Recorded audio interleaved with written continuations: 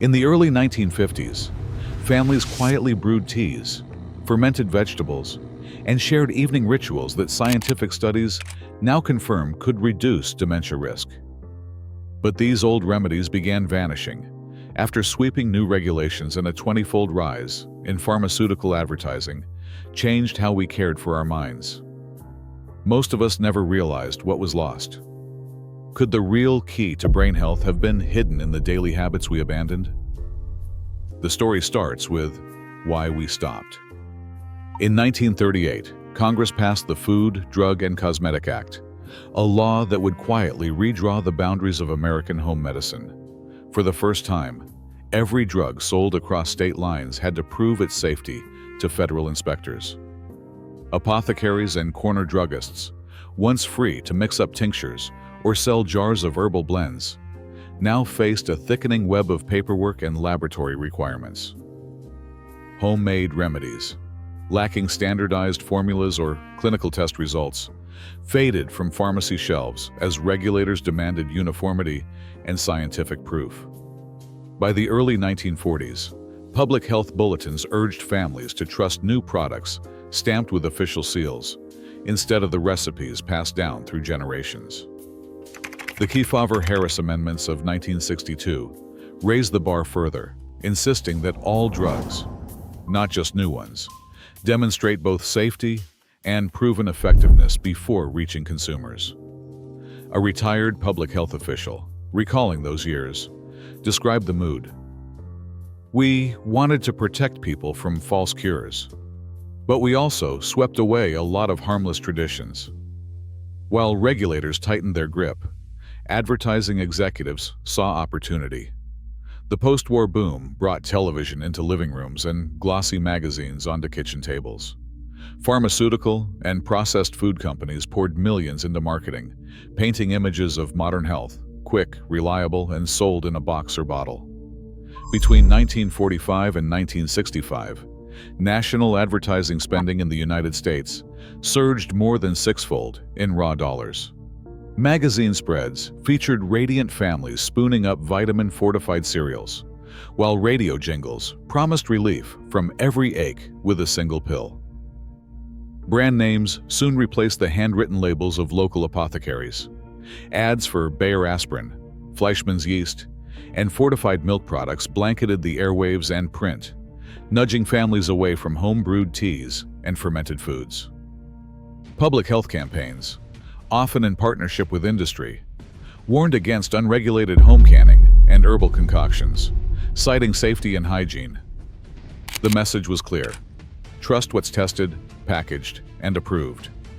This new order did not erase tradition overnight. In rural towns and immigrant neighborhoods, elders still brewed their teas and fermented vegetables. But the tide was turning. As regulatory statutes narrowed what could be sold or even recommended, and as advertising shaped new expectations for health, the space for old remedies shrank. The kitchen counter, once a stage for daily rituals of prevention, became a landing pad for branded bottles and boxes. The shift was subtle, but its effects would ripple through generations. By the early 1950s, a quiet transformation swept through kitchens across America. Refrigerators, once a luxury, became a near-universal presence. In 1940, less than half of U.S. households owned one. Just 15 years later, that number soared to over 90%. Iceboxes and root cellars faded into memory, and with them, the daily rituals of pickling, fermenting, and herbal infusions that had filled homes with the scents of vinegar and sage. The hum of the new appliance promised safety and convenience, but it also meant that jars of sauerkraut or kefir, once tended on countertops, were replaced by factory-sealed cartons and cans. In cities, the pace of life quickened. The census charts a steady march. By 1970, nearly 3/4 of Americans lived in urban areas, up from 64% 2 decades earlier. Apartment living and suburban sprawl left little space for backyard gardens or the long afternoons once devoted to making preserves and drying herbs. Fresh produce came from supermarkets, not from neighbors or family plots. The old ways, gathering wild greens, sharing starter cultures, passing down recipes by hand, became harder to sustain in the churn of city schedules and shrinking family circles. Households changed too. In 1950, just over 1 in 10 married couples both worked outside the home. By 1980, that figure had nearly tripled. The rise of dual-income families brought new freedoms and opportunities. But it also meant less time for the slow work of home remedies. Evening hours filled with commutes and television, not with the measured tasks of straining teas or kneading bread. For many, the skills that once defined a mother or grandmother's care, her ability to soothe, to nourish, to remember, lost their central place in daily life. Even the language of health shifted. Where elders once spoke of keeping the mind lively or the body in balance, new conversations turned to calories, cholesterol, and convenience. Appliance manuals replaced handwritten remedy cards. The refrigerator, the pressure cooker, and later the microwave, all promised to save time. But they also pushed aside the slow, communal acts that had kept memory and tradition alive. In these small, everyday choices, what to cook, how to store food, when to gather, who to care for, old knowledge slipped quietly out of reach. The remedies that had once traveled from hand to hand, from one generation to the next, now lingered mostly in memory, waiting for someone to remember their worth. In kitchens from Athens to Yorkshire, the day often began with a handful of rosemary or sage steeped in boiling water. Grandmothers called these their memory teas. They didn't know the word acetylcholine, but the ritual they practiced had an unexpected scientific foundation. Modern researchers have found that rosemary and sage both contain compounds, carnosic acid and rosmarinic acid, that slow the breakdown of acetylcholine, a messenger molecule essential for learning and recall. In small clinical trials, adults given rosemary tea or sage extract performed better on memory tasks, with measured doses ranging from 300 to 750 milligrams of extract, or a cup of traditional infusion. The effect is subtle, not dramatic, but the evidence now shows a clear benefit in short-term studies. The science goes further. These herbs act as antioxidants, shielding brain cells from the kind of slow-burning inflammation that, over decades, can erode memory. Think of acetylcholine as the spark that lets thoughts jump from one neuron to the next. By preserving this spark, these old teas quietly kept minds sharper for longer. Some Greek elders still follow the rosemary ritual, and ethnobotanists have documented families where cognitive screening scores remain high well into old age. In South Asian kitchens, turmeric and black pepper have played a similar role. For centuries, elders stirred golden turmeric into warm milk or curries, always paired with a pinch of black pepper.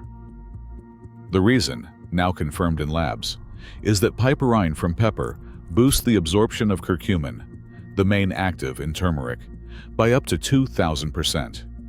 Curcumin acts as an anti-inflammatory, reducing the buildup of amyloid plaques linked to Alzheimer's. Animal studies show clear cognitive benefits.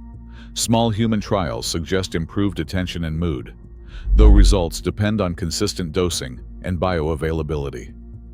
The daily dose in these traditions is modest. A half teaspoon of turmeric with a pinch of black pepper, often cooked in fat to help absorption. Too much can irritate the gut or, in rare cases, interact with blood thinners. But for most, the practice was safe and woven into meals, not taken as a pill. What sets these remedies apart isn't just the plant chemistry. It's the routine, the daily, almost meditative act of brewing tea or stirring a pot. Each cup delivered small molecules that supported memory, while the ritual itself anchored the day. The evidence is strongest for short-term cognitive support, with the promise of long-term benefits still under study. For every family that kept the rosemary or turmeric tradition alive, the kitchen became a quiet pharmacy, one cup at a time. In fishing villages along the Norwegian coast, mornings often began with a bracing spoonful of cod liver oil. The taste was sharp, the texture unmistakable, but the ritual was as ordinary as tying one's shoes. Parents pressed the bottle into the hands of their children and elderly alike, believing it would keep bones strong and minds alert. Family journals from Sweden and Norway in the 1930s and 40s mention elders comparing their memory and sharpness year to year, each crediting the daily oil. Modern research has caught up with these traditions. The main nutrients in cod liver oil, DHA and EPA, both omega-3 fatty acids, are now recognized as essential for brain health. They help build and repair the membranes that surround every neuron, supporting the electrical signals that make memory possible.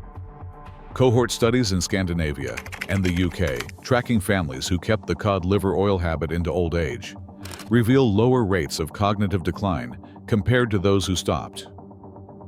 In Japan, similar patterns are seen among older adults with diets high in oily fish.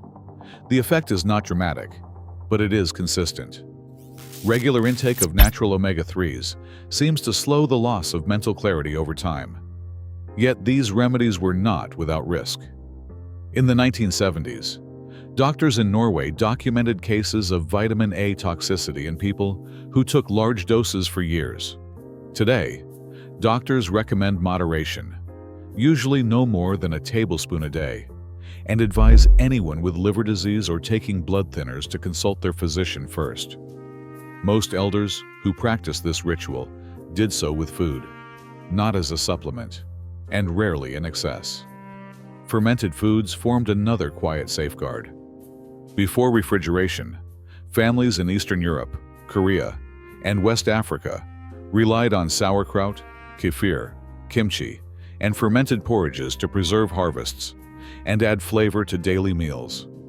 These foods teemed with live bacteria, invisible allies that helped break down food and, as science now shows, supported the body's own production of brain-supporting compounds. The gut and brain are in constant conversation. Modern studies reveal that people who eat fermented foods regularly have more diverse gut bacteria, which can produce short-chain fatty acids and even neurotransmitters like serotonin. Populations in Okinawa, where elders still eat miso, natto, and pickled vegetables daily, show some of the lowest dementia rates recorded. Epidemiological research links these diets to greater cognitive resilience, though genetics and lifestyle play their part as well. One Korean community elder, now in her 90s, still prepares kimchi by hand each autumn. She describes the process as a way to remember her mother and to care for her grandchildren. Her story echoes across cultures. The act of fermenting, sharing, and eating together is both nutrition and memory, passed from one generation to the next. Safety, too, has its place in this story. Proper hygiene is essential. Rare outbreaks of foodborne illness have occurred when fermentation is done carelessly. But with clean hands, fresh ingredients, and a little patience, these foods remain safe and deeply nourishing. Modern guidelines suggest starting small, a few tablespoons a day, and watching for any signs of intolerance. The old remedies, cod liver oil and fermented foods, worked quietly, supporting the brain through nutrients and microbes. They were not isolated cures, but part of a daily rhythm that touched every meal and every memory. Their benefits linger, waiting for those willing to restore them to the kitchen table. A quiet evening in Sardinia begins with hands folding wool, voices sharing stories, and the kettle whistling for tea. In these so-called blue zones, routines are more than habit. They are a kind of medicine. Research shows that people who maintain deep, regular sleep cycles, especially slow-wave sleep, enjoy a natural brain cleanse every night. During these hours, the brain's glymphatic system flushes away proteins linked to Alzheimer's, a process only recently mapped by neuroscientists. One expert puts it simply: deep sleep is when your brain takes out the trash. Across the world, elders gather for crafts, knitting, wood carving, or embroidery, activities that engage both hands and memory. These aren't just pastimes. They activate neuroplasticity, the brain's way of building new connections and repairing old ones. Studies in Okinawa and Ikaria reveal that elders who keep up manual skills and storytelling traditions show stronger cognitive scores and slower memory loss. After supper, a gentle walk is as routine as washing the dishes. Even a 10-minute stroll helps steady blood sugar, which in turn protects blood vessels feeding the brain. Data from the Framingham Offspring Study links regular post-meal walking to lower rates of vascular dementia. Perhaps the most powerful remedy is community itself. Sunday meals, singing circles, and shared chores all keep minds engaged.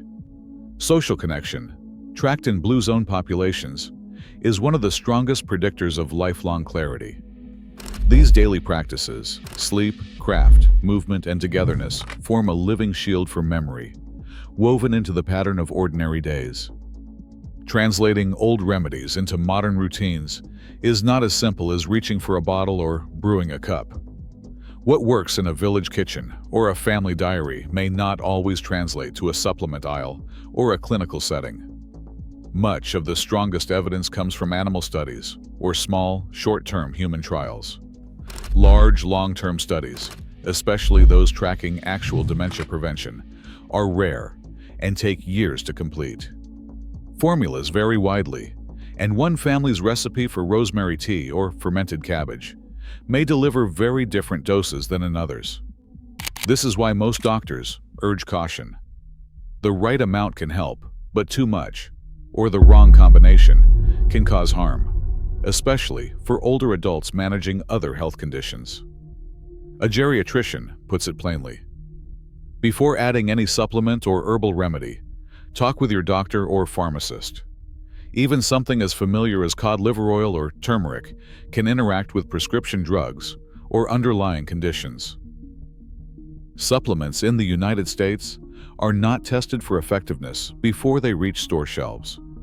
The FDA steps in only if problems are reported, and recent inspections show that 5 to 10% of supplement makers fall short on basic quality controls. Labels may not always match what's inside, and contamination or mislabeling is a real risk. Look for products certified by independent labs, and always start with small amounts. Safe revival of these traditions depends on honest conversation with clinicians, careful attention to hygiene, and skepticism toward grand claims. Old remedies can still have a place, but trust and safety must come first. By 1965, pharmaceutical and processed food advertising in the U.S. had increased 20-fold from its 1945 levels, while refrigerator ownership surpassed 90% of households. These shifts, documented in FDA records and census data, coincided with the decline of home remedies like rosemary tea, cod liver oil, and daily fermented foods. Modern trials show these traditions supported memory and brain health, yet long-term, large-scale human studies remain limited. Experts agree that lifestyle, deep sleep, social ties, and whole foods remains a powerful defense against dementia. However, the full impact of abandoning these practices is still not completely understood. Today, the evidence is clear. Many old habits promoted brain resilience before science could explain how. What remains uncertain is how much was lost and how much can still be regained. The story of these remedies is not just history. It is a call to examine what we carry forward, grounded in what the records and research reveal. Thank you for watching and spending a little time with us today. If you enjoyed this journey back to the simple, timeless ways to stay strong and feel young, give this video a thumbs up and hit that subscribe button. We've got more inspiring stories and documentaries coming soon, right here on Seniors Retro Vitality, where yesterday's wisdom builds a healthier tomorrow.